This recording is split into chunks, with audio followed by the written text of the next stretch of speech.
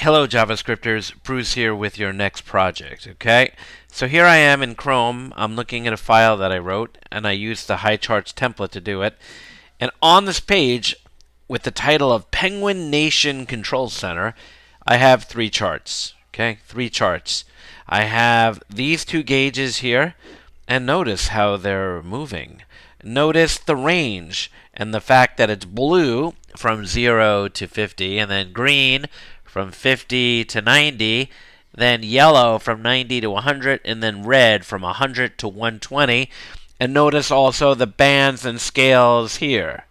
Okay, and notice that each gauge is automatically being updated. Okay, don't fret because this code is available on the HighChart site. You just have to figure out how to make the ranges change, how to make the background blue, how to say outside temperature here, how to have no label inside here.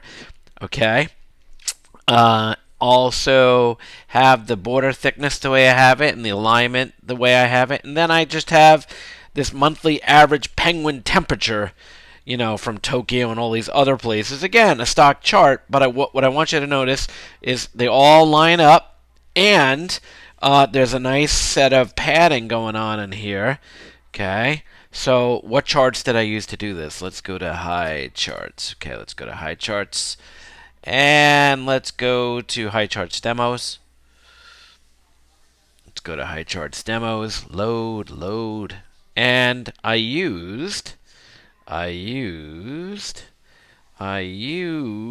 where are you? I used this guy right here, this angular gauge. Okay, I use that one. And by the way, you click on it, right, and you go edit in JS Fiddle here, and you'll see, that they give you the JavaScript code here. So I literally copy and pasted it, modified the JavaScript object in here, because you can see that's what it kind of looks like by default, and I added it to a page. Then the other chart that I used, right, was it was that line chart. Where art thou? Where is the line chart? Basic line. I used this one, right?